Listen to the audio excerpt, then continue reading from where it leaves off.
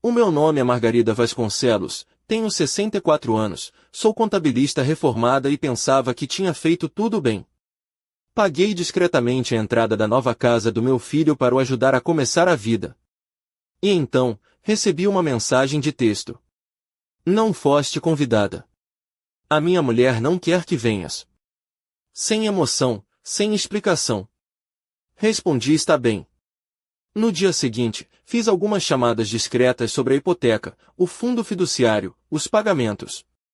O que aconteceu a seguir? Eles nunca viram chegar. O vestido azul marinho pendia, impecavelmente passado a ferro, do guarda-roupa, à minha espera.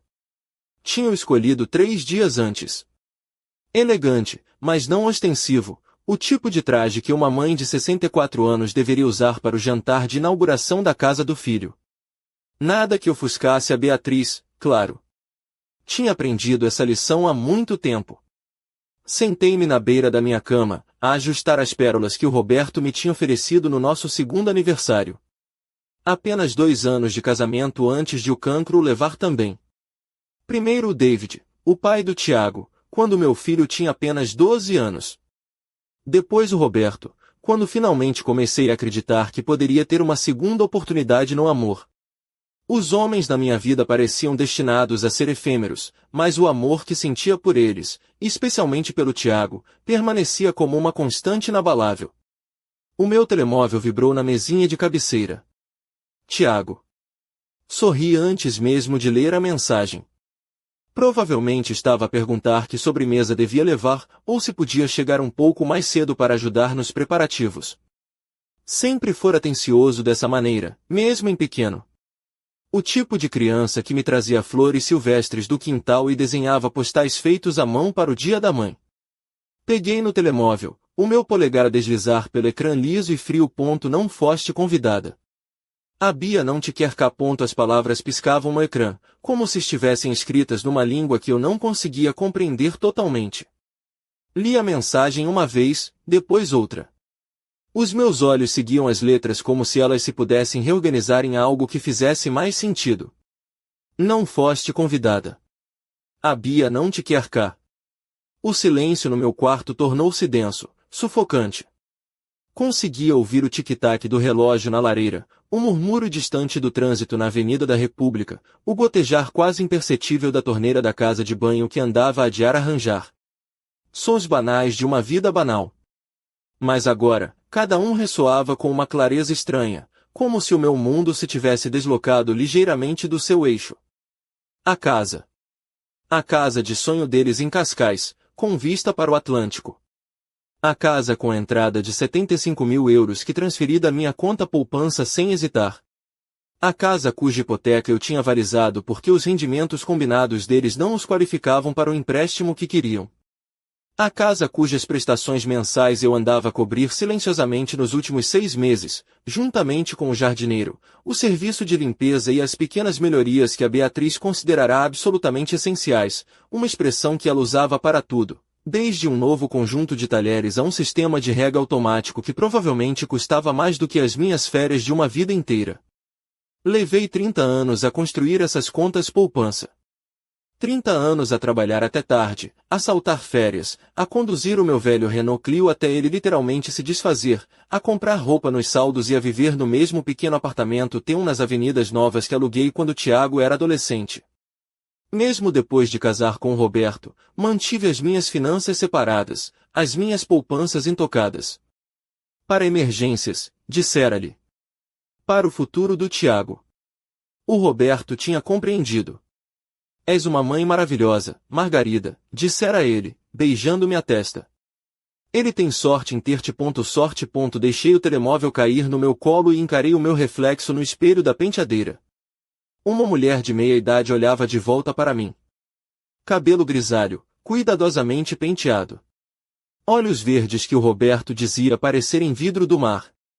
Linhas à volta da minha boca que falavam de décadas a sorrir, mesmo quando não me apetecia sorrir. Eu parecia exatamente o que era, uma contabilista reformada que passará a vida inteira a ser responsável, a ser prática, a ser o tipo de pessoa em quem os outros podiam confiar. O tipo de pessoa que podia ser descartada com uma mensagem de texto. Voltei a ler a mensagem, desta vez prestando atenção ao que ela não dizia, tanto quanto ao que dizia. Não havia explicação. Não havia pedido de desculpas. Nem sequer a cortesia de uma chamada telefônica. Apenas uma declaração fria e final, entregue como se fosse uma informação sobre o tempo. A Bia não te quer cá. Nem sequer era a decisão dele, aparentemente. Nem sequer tinha coragem de assumir. Levantei-me lentamente, sentindo cada um dos meus 64 anos nos joelhos, nas costas, nos músculos do pescoço que se tinham contraído em nós. Caminhei até ao guarda-roupa, onde o vestido azul marinho ainda pendia, à espera. Toquei-lhe uma vez, sentindo o tecido de lã macia sob os meus dedos. Depois, fechei a porta do armário. O meu computador portátil estava na mesa da cozinha, rodeado pelos extratos financeiros que eu estivera a rever antes de me vestir. Todos os documentos que assinará nos últimos 2 anos estendiam-se à minha frente como um mapa da minha própria ingenuidade. A transferência da entrada. O acordo de fiadora da hipoteca. Os formulários de transferência automática para as prestações mensais. O fundo fiduciário que eu criará para Maia, a minha neta, que incluía uma cláusula que daria ao Tiago acesso aos fundos para despesas familiares razoáveis até ela fazer 18 anos. Eu assinará cada papel com amor, com esperança, com a crença silenciosa de que estava a construir algo bonito, uma base para minha família prosperar, um legado que lhes daria a segurança que eu nunca tivera enquanto crescia. Agora, os documentos pareciam diferentes. Como provas de algo que eu tinha interpretado fundamentalmente mal, peguei no telemóvel outra vez. Os meus dedos tremeram ligeiramente enquanto escrevia minha resposta. Está bem. 2 palavras. Simples. Limpas. Verdadeiras. Porque estava. Eu estava bem. Ou ficaria. Pressionei enviar e depois, sem pausa, procurei outro número nos meus contactos. Gonçalo? É a Margarida Vasconcelos. Sei que é fim de semana, mas preciso de o ver na segunda-feira de manhã. É urgente. Gonçalo Lima era o meu consultor financeiro há 5 anos, desde pouco depois da morte do Roberto, quando percebi que precisava de ajuda para navegar as complexidades de gerir 2 heranças e planear a minha própria reforma. Ele era jovem, provavelmente não mais velho que o Tiago, mas tinha o tipo de mente organizada e meticulosa que eu apreciava. Mais importante, tratava-me com respeito. Ouvia quando eu falava. Nunca me fizera sentir que as minhas perguntas eram estúpidas ou as minhas preocupações triviais. Claro, Dona Margarida, disse ele agora, e eu pude ouvir o interesse genuíno na sua voz. Está tudo bem, estou a reavaliar algumas das minhas disposições financeiras, disse eu. Todas elas. Houve uma pausa.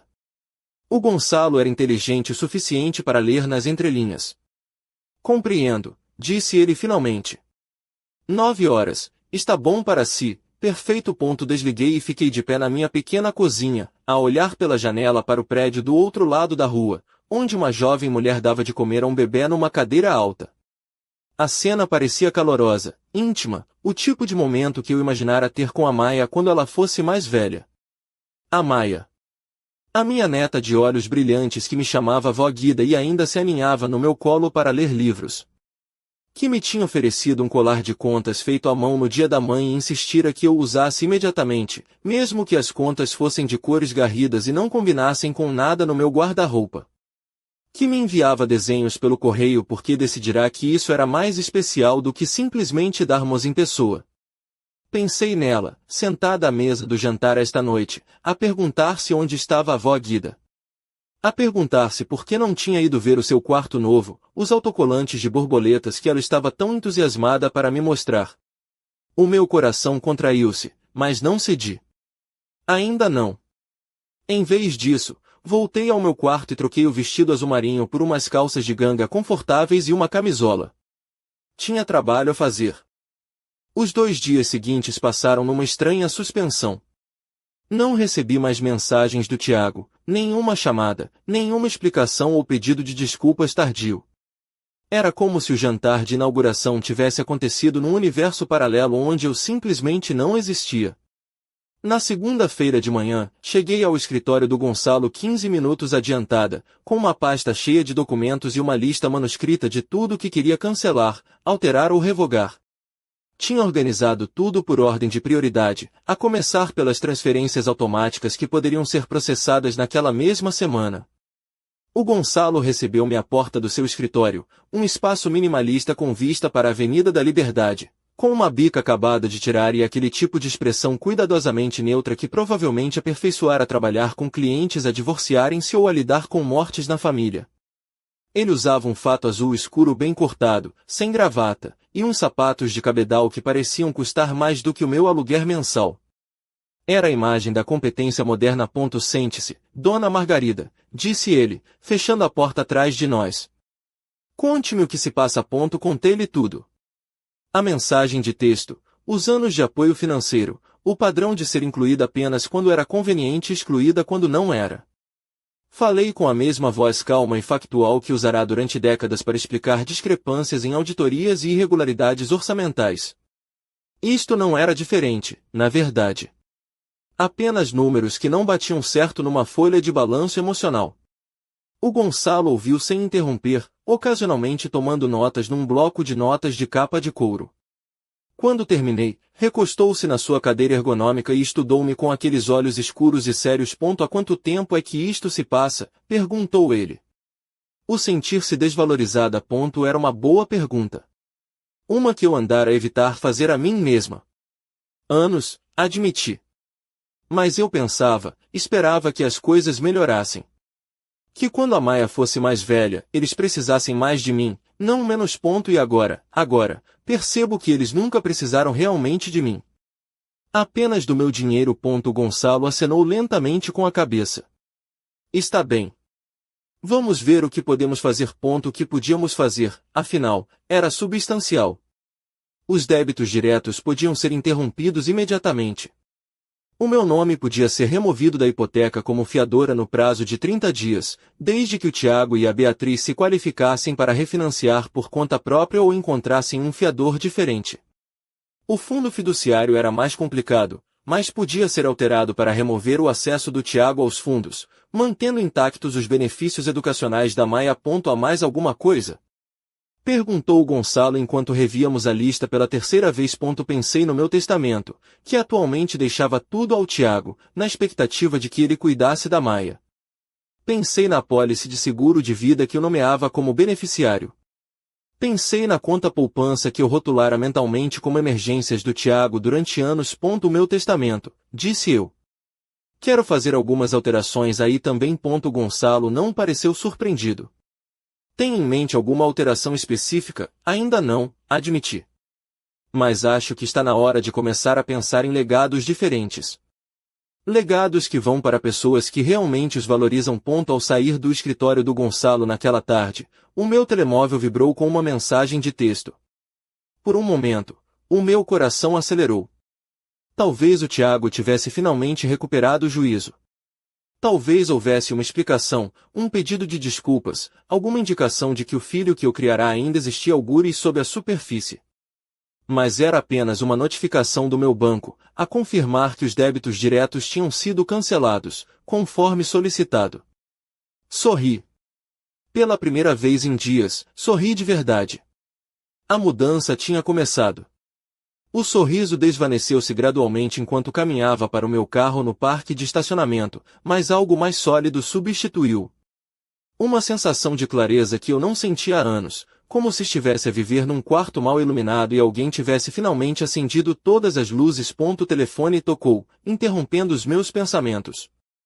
O identificador de chamadas mostrava o nome de Helena, a minha amiga de infância que reentrara na minha vida depois de ambas nos reformarmos. Tínhamos nos reencontrado num jantar de antigos alunos há 2 anos e descoberto que ambas tínhamos acabado a viver vidas completamente diferentes do que tínhamos imaginado aos 18 anos. Margarida, disse Helena, sem rodeios, quando atendi. Que raio se está a passar? Vi o Tiago no supermercado do El Corte Inglês esta manhã e ele parecia que tinha visto um fantasma. Recostei-me na cadeira, não surpreendida que as notícias viajassem rápido. Lisboa era uma cidade grande, mas certos círculos eram pequenos. As coisas mudaram, disse eu. Vem cá, disse a Lena imediatamente. Agora. Tenho vinho e tenho tempo. A Lena vivia num apartamento no Chiado que era tudo que o meu apartamento não era, espaçoso, moderno, cheio de arte que ela realmente escolhera em vez de herdar. Quando cheguei, ela já tinha aberto uma garrafa de um bom tinto do Douro e posto um prato de queijo da Serra e tostas na sua mesa de centro de vidro. Está bem, disse ela, enchendo 2 copos. Começa do início. Contei-lhe tudo, cada detalhe, desde a mensagem de texto à minha reunião com o Gonçalo. A Lena ouviu com um tipo de atenção focada que só os verdadeiros amigos conseguem dar, sem interromper, sem oferecer soluções prematuras, apenas presença pura. Quando terminei, ela ficou em silêncio por um longo momento, a girar o seu copo de vinho entre as mãos. Sabes o que mais me lixa nisto tudo? Disse ela finalmente. Que é que para eles, nem sequer é sobre o dinheiro. É sobre controlo. Ela deu um golo no vinho, os seus olhos a brilhar com indignação em meu nome. Eles queriam o teu apoio financeiro, mas não queriam lidar contigo como pessoa. Queriam que fosses uma caixa multibanco silenciosa que aparecesse quando fosse conveniente e desaparecesse quando não fosse. Era uma forma crua de o dizer, mas não incorreta. E agora, continuou a Lena, estão a descobrir que as caixas multibanco têm botões de desligar. Apesar de tudo, ri-me. Foi a primeira vez que me ri genuinamente desde sábado. Achas que estou a fazer a coisa certa? Perguntei. A Lena olhou para mim como se eu tivesse acabado de fazer a pergunta mais ridícula do mundo. Margarida, querida, tu tens feito a coisa certa durante 64 anos. Está na hora de a coisa certa funcionar para ti também. Quando cheguei a casa nessa noite, havia um envelope enfiado por baixo da minha porta. O meu nome estava escrito na frente com a caligrafia cuidadosa de uma criança, e reconheci imediatamente a letra da Maia. Lá dentro, havia um desenho feito com um lápis de cera. 3 figuras de pé em frente a uma casa. Uma mulher alta com cabelo grisalho, obviamente eu. Uma menina pequena com totós, obviamente a Maia. E uma figura mais pequena que demorei um momento a reconhecer como um cão. Na parte de baixo, com letras cuidadosamente formadas, ela escrevera: sinto a tua falta, avó Guida. Quando posso visitar-te outra vez? Sentei-me no meu sofá, a segurar o desenho, e senti as primeiras lágrimas verdadeiras que tinha derramado desde sábado. Não lágrimas de autopiedade ou raiva, mas algo mais profundo. Luto, talvez. Pela família que eu pensava que tínhamos. Pela avó que eu esperava ser. Mas havia também outra coisa. Uma espécie de ferocidade protetora que eu reconhecia de quando Tiago era pequeno e os outros miúdos gozavam com ele por não ter pai. Ninguém, nem mesmo seu próprio pai, ia usar a Maia como um peão nos seus jogos de adultos. Dobrei o desenho cuidadosamente e pulo no meu frigorífico. Depois, voltei para minha secretária para começar uma carta. Querido Roberto, escrevi. Sei que isto pode parecer estranho, escrever-te depois de todo este tempo, mas preciso de te contar sobre algumas coisas que aconteceram. Coisas que acho que não terias visto chegar, tal como eu. Lembras-te de quando conheceste o Tiago pela primeira vez? Tinhas tanto medo de ultrapassar os limites, de tentar ser o pai dele quando ele já tinha tido um que perdeu. Mas ele aceitou-te tão facilmente. Adorava-te. Costumavas dizer que era porque eu tinha criado um bom homem, alguém com o coração aberto. Acho que estávamos ambos enganados sobre isso. Ele descartou-me, Roberto. Com uma mensagem de texto. Depois de tudo que demos, de tudo que construímos para ele. E o mais estranho é que não estou tão surpreendida como deveria estar. Acho que uma parte de mim tem esperado por isto há anos. Sabes o que mais me dói? Não é o dinheiro. O dinheiro é só papel, números num ecrã. É que eu realmente acreditei que estávamos a construir algo juntos. Uma família. Um legado. Algo que duraria para além de nós. Mas não se pode construir uma família com uma só pessoa, pois não? Não importa quanto amor se ponha nisso. Selelei a carta no envelope e pula. Na terça-feira de manhã, o Gonçalo ligou-me para confirmar que tudo tinha sido processado conforme planeado. Os débitos diretos tinham sido suspensos. O meu nome fora formalmente removido como fiador autorizado em várias contas.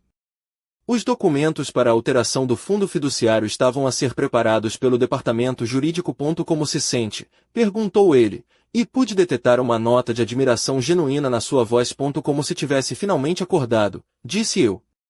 E era verdade. Nas últimas 48 horas, sentirá uma estranha energia a percorrer-me as veias.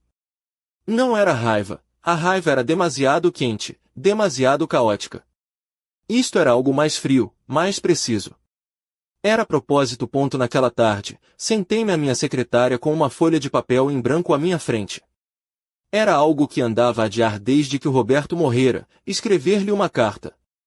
Os conselheiros de luto falam sempre da importância do encerramento, mas eu nunca tinha compreendido realmente o que isso significava até agora. Querido Roberto, sei que isto pode parecer estranho, escrever-te depois de todo este tempo, mas preciso de te contar sobre algumas coisas que aconteceram. Coisas que acho que não terias visto chegar, tal como eu. Lembras-te de quando conheceste o Tiago pela primeira vez? Tinhas tanto medo de ultrapassar os limites, de tentar ser o pai dele quando ele já tinha tido um que perdeu. Mas ele aceitou-te tão facilmente. Adorava-te. Costumavas dizer que era porque eu tinha criado um bom homem, alguém com o coração aberto. Acho que estávamos ambos enganados sobre isso. Parei de escrever e olhei pela janela para o prédio do outro lado da rua. A jovem mãe estava lá outra vez, desta vez a estender roupa pequena num estendal na sua varanda. Algo sobre a domesticidade banal da cena, as pequenas t-shirts, as meias minúsculas a baloiçar na brisa, fez-me sentir uma pontada aguda de perda. Ele descartou-me, Roberto. Com uma mensagem de texto. Depois de tudo que demos, de tudo que construímos para ele. Descartou-me como se eu fosse spam. E o mais estranho é que não estou tão surpreendida como deveria estar. Acho que uma parte de mim tem esperado por isto há anos. As chamadas que se tornaram menos frequentes, as visitas que pareciam sempre apressadas, a forma como os olhos dele se desviavam quando eu falava sobre os meus planos para a reforma, como se os meus sonhos fossem inconvenientes menores. Sabes o que mais me dói? Não é o dinheiro. O dinheiro é só papel, números no ecrã. É que eu realmente acreditei que estávamos a construir algo juntos. Uma família. Um legado. Algo que duraria para além de nós. Mas não se pode construir uma família com uma só pessoa, pois não? Não importa quanto amor se ponha nisso. O telefone tocou, interrompendo os meus pensamentos. Era Helena. Na quinta-feira de manhã, estava a regar as plantas da minha pequena varanda quando meu telefone tocou. O número não estava nos meus contactos, mas reconheci o indicativo. Era de Cascais. Provavelmente telemarketing, mas algo me fez atender. Dona Margarida Vasconcelos? A voz era profissional, cortês. Sou o Marco Silva, da construtora Pinhal. Estou a ligar a propósito do projeto em Cascais. Parece que houve um problema com o último pagamento e lamento, interrompi-o suavemente. Acho que tem o número errado. Eu não tenho nenhum projeto consigo. Houve uma pausa. Não é a mãe do Tiago Vasconcelos? Ele deu-nos este número como contato de reserva para faturação. Claro. Compreendi imediatamente o que tinha acontecido. Claro que o Tiago tinha colocado a minha informação como reserva. Claro que ele tinha assumido que eu estaria lá para cobrir qualquer coisa que saísse do orçamento. Aquele tipo de presunção descuidada que eu, tolamente, tinha confundido com confiança. Já não sou responsável pelas despesas do Sr. Vasconcelos, disse eu, com uma firmeza que me surpreendeu a mim mesma. Terá de o contactar diretamente. Desliguei e fiquei a olhar para o meu telefone, sentindo uma estranha mistura de satisfação e tristeza. A satisfação era óbvia. Mas a tristeza apanhou-me de surpresa.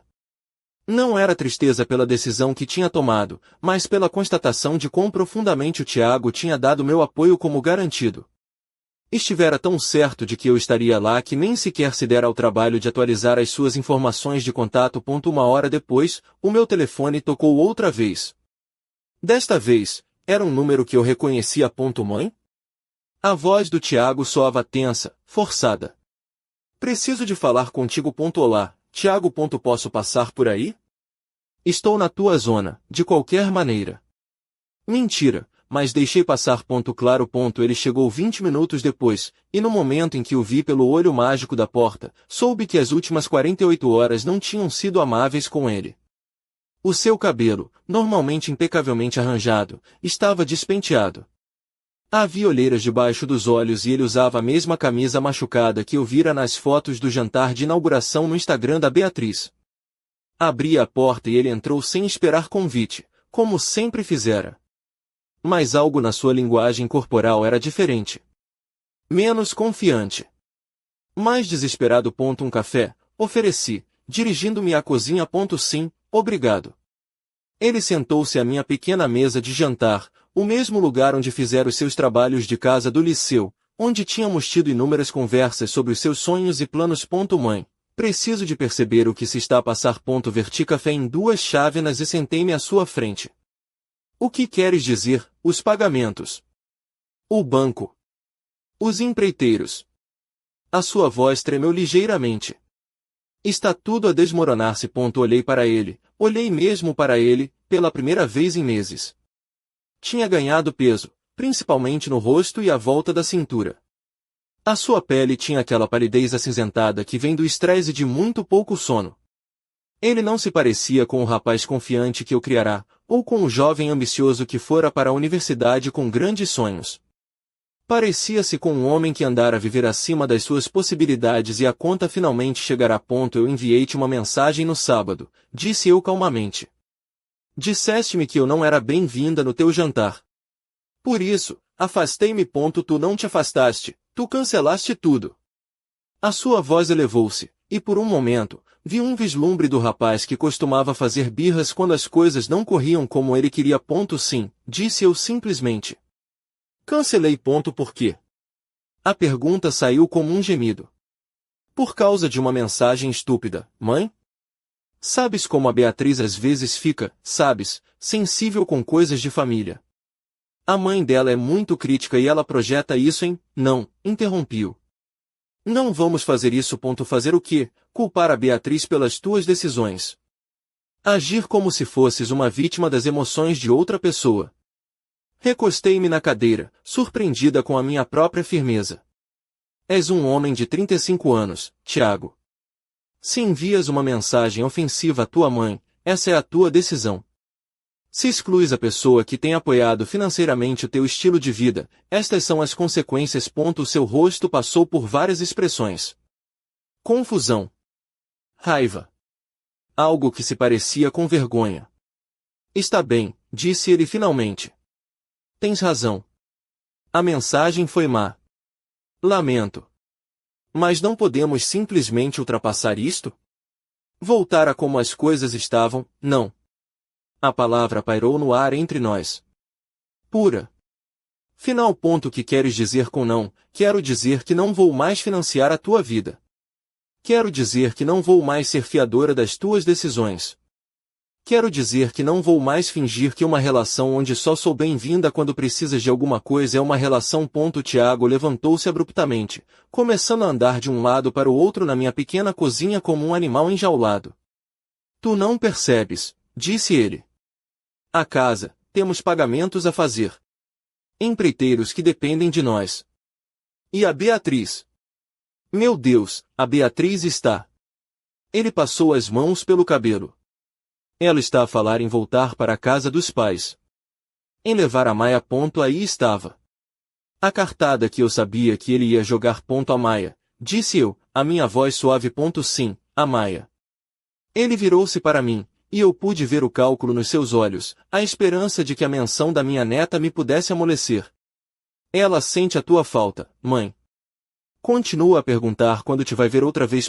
Tenho a certeza que sim. Então ajuda-nos. Por ela. Se não for por nós. Levantei-me e caminhei até ao frigorífico, onde o desenho da Maia estava preso com um imã em forma de coração que ela me dera no ano anterior. Olhei para aquela pequena figura com totós, a sorrir da página, e senti o puxão familiar no meu coração. Mas também me lembrei de algo que a Lena dissera na noite anterior. Ele desabou de volta na sua cadeira, subitamente parecendo muito mais velho que os seus 35 anos. Não sei o que fazer, admitiu, a sua voz um sussurro. A Beatriz está furiosa, os pais dela estão a dizer nós bem te avisamos, os empreiteiros ameaçam processar-nos e o banco. Ele riu-se amargamente, um som oco e sem alegria. O banco quer saber como é que nos vamos qualificar para a hipoteca sem o teu rendimento como garantia. Essas são todas consequências muito reais, disse eu, e ele olhou para mim como se eu tivesse perdido a cabeça. E eu preciso da tua ajuda, não.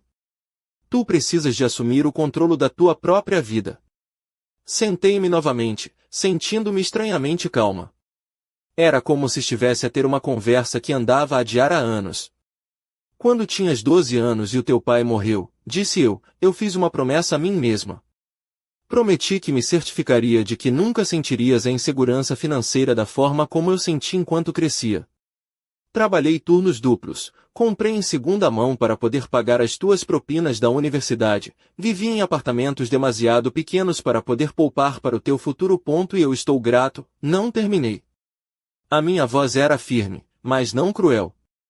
Em algum ponto do caminho, essa promessa transformou-se em algo diferente. Tornou-se uma desculpa para nunca teres de lidar com as consequências reais das tuas decisões.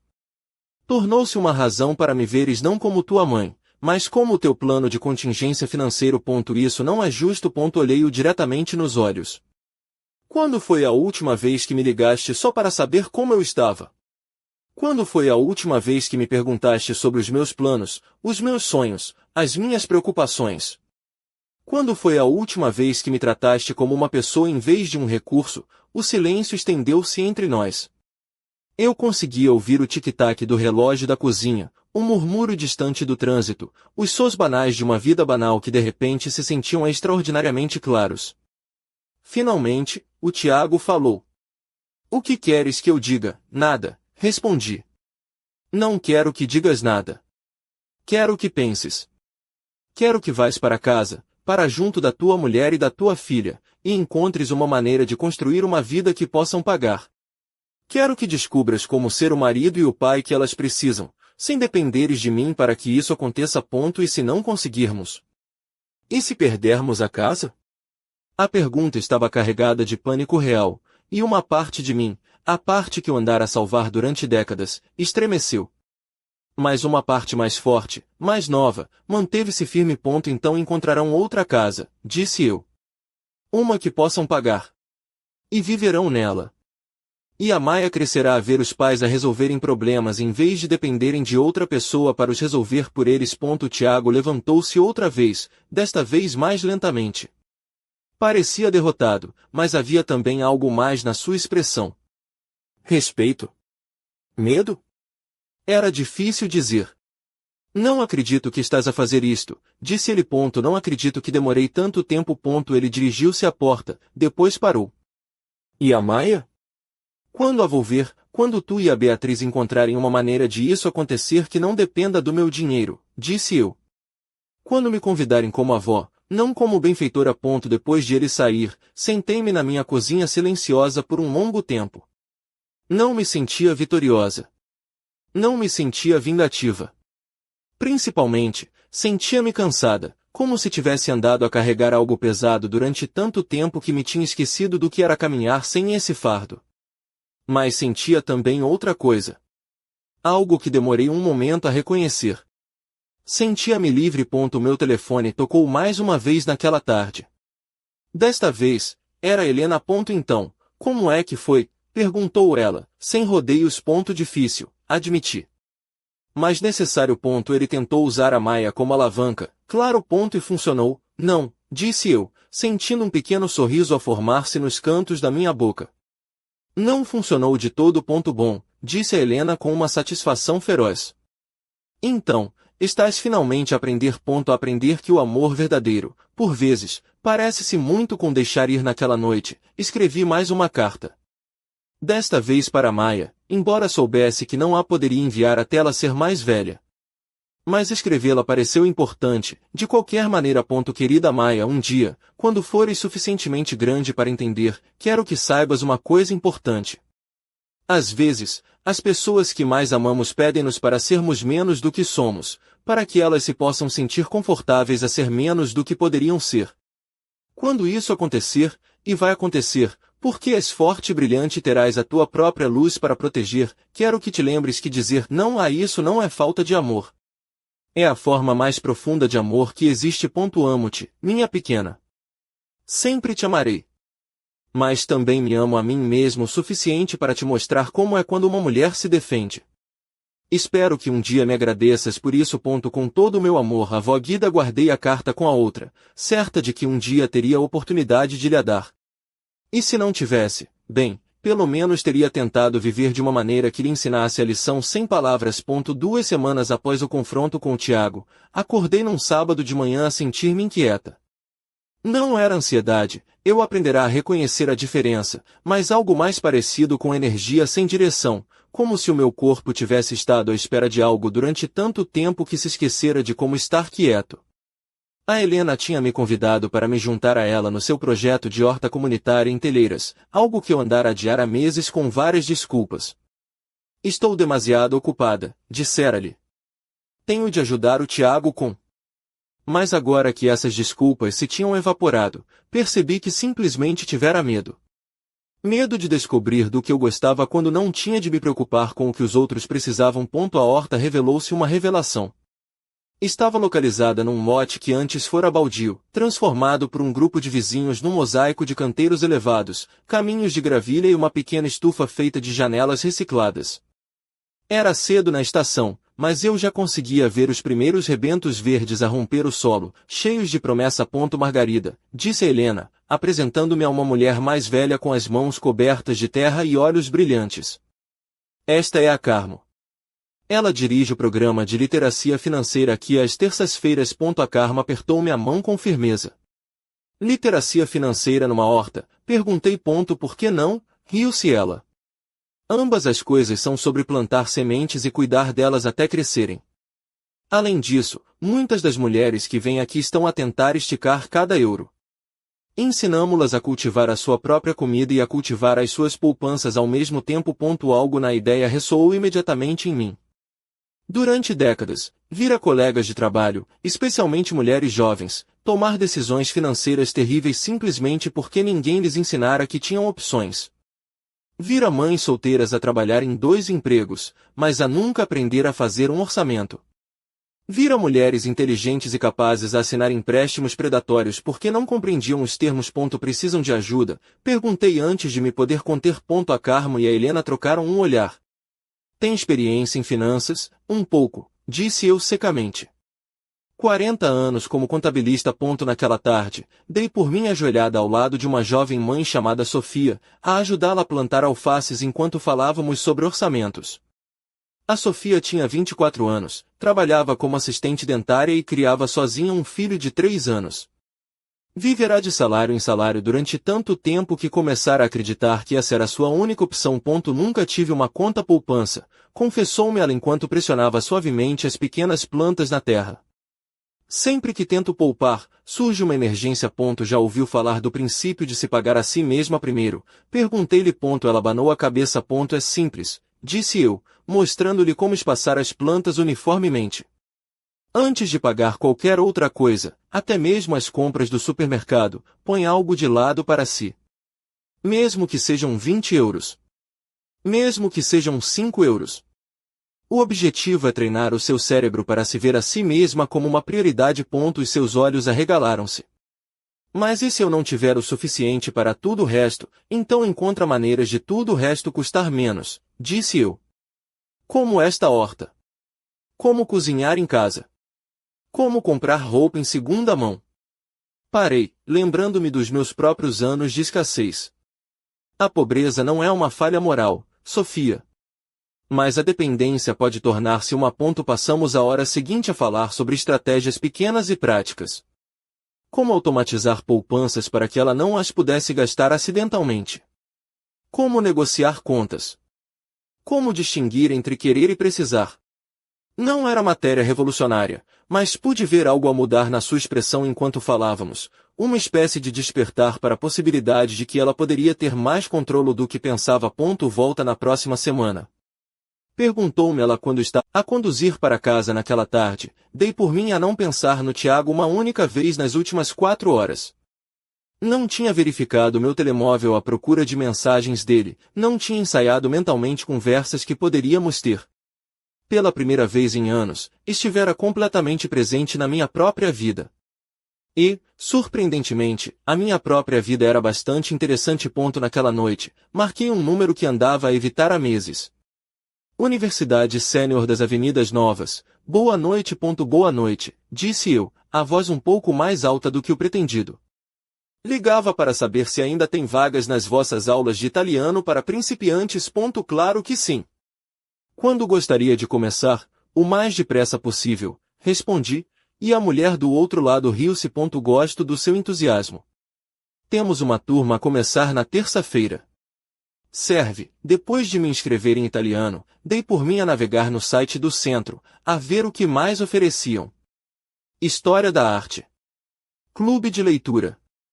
Aulas de danças de salão às sextas-feiras. Coisas que estivera demasiado ocupada para considerar durante anos. Danças de salão, murmurei em voz alta. O Roberto e eu tínhamos falado em ter aulas de dança um dia. Quando tivermos tempo, tínhamos dito. Quando as coisas acalmarem. Antes que pudesse mudar de ideias, inscrevi-me nisso também. Na terça-feira à noite, sentei-me num círculo de 12 adultos de várias idades, a tropeçar em pronúncias italianas e a sentir-me ridiculamente feliz.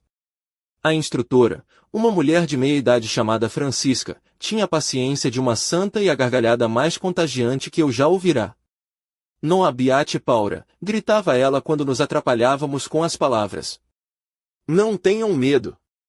Os erros são como aprendemos. Depois da aula, uma mulher chamada Teresa aproximou-se de mim. Tinha aproximadamente a minha idade, com cabelo prateado cortado num bob elegante e o tipo de confiança tranquila que vem de saber quem se é. Usava um lenço de seda colorido que lhe dava um ar artístico e uns óculos de aros finos que pareciam inteligentes. É a sua primeira vez a ter aulas aqui? Perguntou ela. Sim, admiti. Estou a redescobrir-me, suponho. A Teresa sorriu, um sorriso genuíno que lhe iluminou o rosto. Eu também.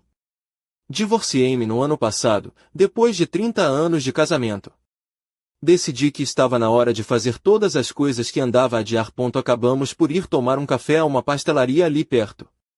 Passamos 2 horas a falar sobre tudo e sobre nada, entre um galão e um pastel de nata. A Teresa fora bibliotecária antes de se reformar. Criará 3 filhos, e como eu, passará décadas a definir a sua identidade através das necessidades de outras pessoas. Mais estranho, disse-me ela enquanto mexia o seu café, é descobrir que eu até gosto de coisas que pensava odiar. Como estar sozinha. Como tomar decisões sem ter de consultar mais ninguém. Sentes-te culpada por isso? Perguntei-lhe. O tempo todo, admitiu ela. Mas estou a habituar-me. A caminho de casa naquela noite, parei numa livraria que estava aberta até tarde, a Bertrand Chiado, e permiti-me vaguear pelos corredores sem propósito. Quando fora a última vez que lera algo só porque queria? Não porque alguém mo tinha recomendado ou porque era bom para mim? Acabei por comprar 3 livros, um romance sobre uma mulher que se muda para a Toscana depois de um divórcio, um livro de cozinha sobre comida italiana simples e uma biografia de Amadeu de Souza Cardoso que eu queria ler há anos. Na sexta-feira à noite, dirigi-me nervosamente para minha primeira aula de dança. O estúdio ficava por cima de uma loja de molduras em Santos, e eu conseguia ouvir a música filtrar-se pelas escadas enquanto subia. A minha coragem quase me falhou no último degrau, mas depois lembrei-me de algo que a Sofia dissera na horta naquela semana. O pior que pode acontecer é eu ser péssima nisto. E depois? Pelo menos terei tentado algo novo. A aula foi, de facto, um desastre. Pisei pelo menos 3 pares de pés diferentes, perdi o ritmo mais vezes do que consegui contar e a minha cara ficou vermelha como um tomate. Mas foi também a diversão mais pura que tivera em anos. Havia algo de libertador em mover o meu corpo apenas pelo prazer de o mover, em rir-me dos meus erros em vez de me angustiar com eles. O instrutor, um homem angolano na casa dos 50 anos chamado Rui, tinha o dom de fazer com que todos se sentissem como se fossem dançarinos natos, mesmo quando claramente não o éramos. Ele movia-se com uma graça fluida, ensinando os passos da kizomba com uma paciência e um sorriso que pareciam dizer que a alegria do movimento era mais importante do que a perfeição técnica. A dança não é sobre perfeição, disse ele à turma.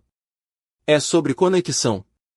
Com a música, com o vosso par, convosco mesmos. A conduzir para casa naquela noite, com música africana a tocar no rádio do meu carro e um sorriso persistente no rosto, percebi algo surpreendente. Pela primeira vez em anos, não estava a pensar no futuro em termos de preocupação. Não estava a planear para crises potenciais ou a calcular quanto poderia precisar de poupar para as emergências de outras pessoas. Estava a pensar no futuro em termos de possibilidade. Talvez pudesse viajar para a Itália um dia e realmente usar a língua que estava a aprender. Talvez pudesse ter mais aulas de dança, aprender tango ou valsa. Talvez pudesse fazer uma viagem com a Teresa e as outras mulheres que conhecera, o tipo de viagem que sempre dissera que faria um dia. Quando cheguei a casa, havia um envelope enfiado por baixo da minha porta. Por um momento, o meu coração acelerou. Talvez fosse outro desenho da Maia. Mas quando peguei, reconheci a morada do remetente, a escola da Maia. Lá dentro, havia uma nota da dona Inês, a secretária da escola, juntamente com um envelope mais pequeno, coberto de autocolantes de unicórnios. Estimada de Margarida, a Maia pediu-me para lhe entregar isto. Espero que não se importe. Ela parece sentir muito a sua falta. Com os melhores cumprimentos, Inês Pereira. Com as mãos a tremer, abriu o envelope mais pequeno. Lá dentro, havia outro desenho. Desta vez, de duas figuras sentadas no que parecia ser uma horta, rodeadas de flores e borboletas. Na parte de baixo, com a sua caligrafia cuidadosa de 8 anos, a Maia escrevera, para a avó Guida. Adoro-te. Podes ensinar-me a plantar flores? Sentei-me no meu sofá, a segurar o desenho, sentindo uma mistura complexa de emoções. Alegria, por saber que a Maia estava a pensar em mim. Tristeza, por ela ter de comunicar às escondidas. Mas também outra coisa, determinação. A Maia não devia ter de navegar os problemas dos adultos. Não devia ter de escolher lados ou guardar segredos. Ela merecia ter a sua avó na sua vida. E eu merecia ter a minha neta na minha. Mas isso aconteceria nos meus termos agora. Não como moeda de troca ou ferramenta de manipulação, mas como presente puro que o amor entre uma avó e a sua neta deveria ser. Naquela noite, comecei a redigir algo que andava a considerar há dias. Uma nova versão do meu testamento. Uma que refletisse não apenas o que eu acumulara, mas o que eu realmente valorizava. A fundação educacional que o Gonçalo e eu tínhamos discutido ficaria com a maior parte. Bolsas de estudo especificamente para mães solteiras que voltassem a estudar. Workshops de literacia financeira em hortas comunitárias como a de Telheiras. Programas que ajudassem as mulheres a descobrir que tinham mais poder e opções do que imaginavam. Para Maia, estabeleceria um fundo educativo que estaria disponível diretamente para ela quando fizesse 18 anos.